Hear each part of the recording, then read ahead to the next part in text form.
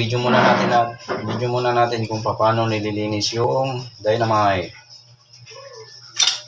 First step is iniwan natin, tinanggalan ng buto sa loob ng sili.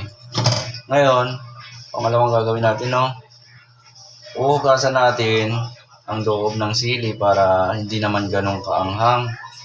Kasi yung iba minsan naaanghangan kahit na hinuhugasan na. So ganito yan. Baka akala nila hindi ko na hinuhugasan yan kaya sobrang anghang pa. So ganito yung ginagawa namin pag nagluluto ng dynamite, So hugasan ng tubig. Lahat hinuhugasan yan. Matanggal lahat ng buto. O siguro may sili talaga na maanghang talaga. Na kahit hugasan mo na, nandun pa rin yung anghang sa balat niya. Kung papansin nyo, wala nang laman, malinis. Good luck na lang sa mga customer.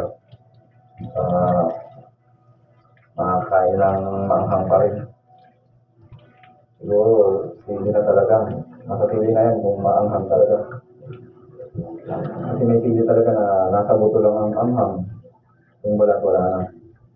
Meron naman sili na kahit tanggalan mo na ng buto, maanghang pa rin ang balat, O kaya, wala na, at least, kunti na lang anghang.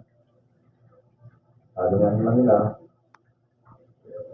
dynamite, kaya anghang. So, expected na natin pag sinabing dynamite, anghang yan. Good luck.